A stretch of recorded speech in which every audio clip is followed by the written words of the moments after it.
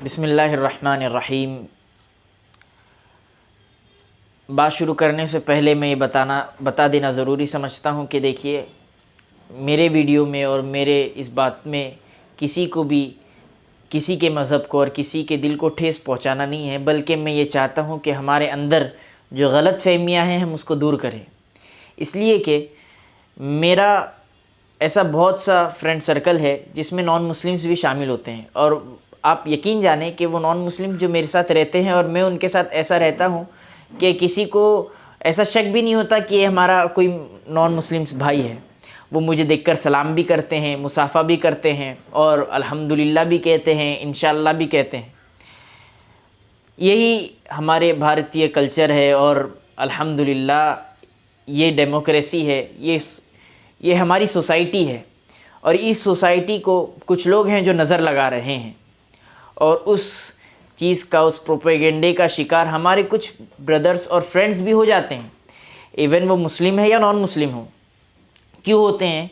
इसलिए होते हैं कि हमने उस चीज़ को अच्छी तरीके से नहीं समझा, ना ही किसी समझाने वाले के पास हमने वो जाकर वो चीज़ समझी, बल्कि हम मोबाइल और सोशल मीडिया के ज़रिए समझते हैं और उस चीज़ का हम शिकार हो जाते हैं। आज आपने मेरा टाइटल पढ़ा ही होगा कि मेरा टाइटल आज का है जिहाद क्या है।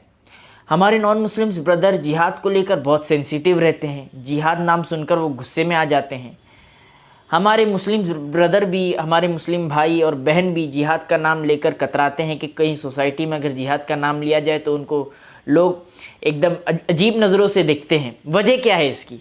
वजह इसकी ये है कि ना आज हमने इस जिहाद को समझा, ना जब हमने खुद नहीं समझा तो हम गैर मुस्लिम ब्रदर को कैसे समझा सकते हैं। तो आज के इस वीडियो में मैं यही कोशिश करूँगा कि मैं आपको समझाऊँ। देखिए, हमारा मुल्क भारत है और हमें ये अपनी जान से भी ज़्यादा प्यारा है। अगर इस पे कोई बुरी नज़र डालेगा, चाहे वो हमारा खुद का पड़ोसी देश ही क्यों ना हो, हम उसके ख़िलाफ़ कार्रवाई करेंगे। ये तो जाहिर सी बात है, चाहे वो कोई भी हो, किसी भी मज़हब का हो। अगर वो हमारे मुल्क भारत पर बुरी नज़र डालता है तो हम उसको नहीं छोड़ेंगे। अच्छा, नहीं छोड़ेंगे, लेकिन जब कोई हमको नहीं छेड़ता तो हम उसको छूते भी नहीं हैं। ये तो हर एक कंट्री का रूल है। अच्छा, अब अगर किसी कंट्री के पास मिलिट्री पावर ना हो, उसकी कंट्री खूब अमान में हो, बहिफाजत हो और वहाँ की कंट्री के लोग खुशहाल रह रहे हो, लेकिन एक सवाल है, अब अगर हिफाजत तो है, वो कंट्री अपने आप को ये समझ रही है कि हम प्रोटेक्ट हैं, लेकिन मुझे ये बताइए, जिस कंट्री की मिलिट्री पावर ना हो तो क्या हम ये सोच सकते हैं कि वो कंट्री महफूज रह सकती है किसी दूसरी कंट्री के ज़रिए से? क्या उस पर कभी हमला नहीं होगा? क्या कोई कंट्री उस कंट्री पर कब्ज़ा नहीं जमाएगी?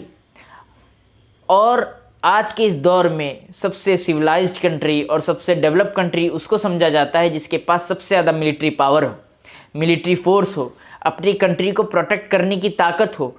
फॉर एग्ज़ाम्पल, अमेरिका को आप ले लीजिए कि अमेरिका डेवलप्ड कंट्री है। उसका एक रीज़न ये भी है कि वो माशी एतबार से भी डेवलप है, और दूसरी ये बात है कि उसकी मिलिट्री पावर स्ट्रॉन्ग है, उसके पास एटॉमिक एनर्जी है, एटॉमिक पावर्स है। दैट्स वाई वो कंट्री उतनी प्रोटेक्शन में भी है और अपनी कंट्री को प्रोटेक्ट करने की ताकत भी रखती है। इसलिए वो सबसे सुपर पावर कंट्री हम उसको समझते हैं। क्यों? क्योंकि उसकी मिलिट्री पावर सबसे ज़्यादा है। वजह उसकी ये है। तो ये मिलिट्री लफ्ज़ है, ये एक मिलिट्री टर्म है जिसको मैं आपके सामने यूज़ कर रहा हूँ। ये मिलिट्री टर्म, ये मिलिट्री फोर्स जिसके पास होगी वो सिविलाइज्ड कंट्री होगी।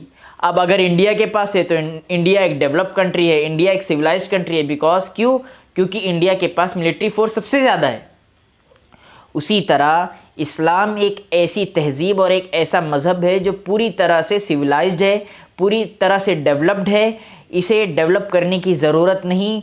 ये अपना जब कोई कंट्री, किसी के पास मिलिट्री फोर्स ना हो तो कोई भी कब्ज़ा कर लेगा। उसी तरह इस्लाम एक ऐसा मज़हब है जिसने हर तरीके से इस्लाम को तहफ़्फ़ुज़ देने की कोशिश की है। उसमें से एक तरीका जिहाद है। कि जिहाद क्या है? एक इस्लाम को प्रोटेक्ट करने का नाम है कि जिस तरह से कोई दूसरा मुल्क या दूसरा शहरी, कोई दूसरा मुल्क का बाशिंदा हमारे कंट्री पर आकर कब्ज़ा ना जमा ले। जब हमारी कंट्री की मिलिट्री पावर कमज़ोर हो गई तो दूसरे लोगों ने 150 साल हमारी कंट्री पर राज की, हुकूमत की। उसी तरह इस्लाम ये नहीं चाहता कि हमारा प्रोटेक्शन पावर, हमारा मिलिट्री फोर्स इतना कमज़ोर हो कि कोई भी आए और इस्लाम पर हमला करे। जिस तरह कोई कंट्री नहीं चाहती कि कोई भी आए और हमारी कंट्री पर हमला करे, तो क्या करती है, मिलिट्री पावर स्ट्रांग रखती है। उसी तरीके से एक जिहाद है। जिहाद एक ऐसी चीज़ है कि इस्लाम को प्रोटेक्ट करती है कि कोई दूसरा बाशिंदा इस्लाम पर एतराज़ ना करे, कोई इस्लामी कवानीन पर हमला ना करे, कोई इस्लाम को लेकर छेड़छाड़ ना करे। इसलिए ये एक अमल जिहाद का रखा गया। उम्मीद करता हूँ कि इस तरह से आप मेरी बात को समझे होंगे। बात तवील हो जाएगी अगर मैं जिहाद के और चीज़ों को बताऊँ। अगर मेरी इस बात को आप मेरी इस बात से सहमत हैं तो लाइक भी कीजिए और कमेंट भी कीजिए। इंशाल्लाह फिर हम जिहाद के ऊपर से और थोड़ी ज़्यादा मालूमात आपके सामने पेश खिदमत करेंगे। अल्लाह तबारक व तआला हमें समझने की तौफीक अता फ़रमाए।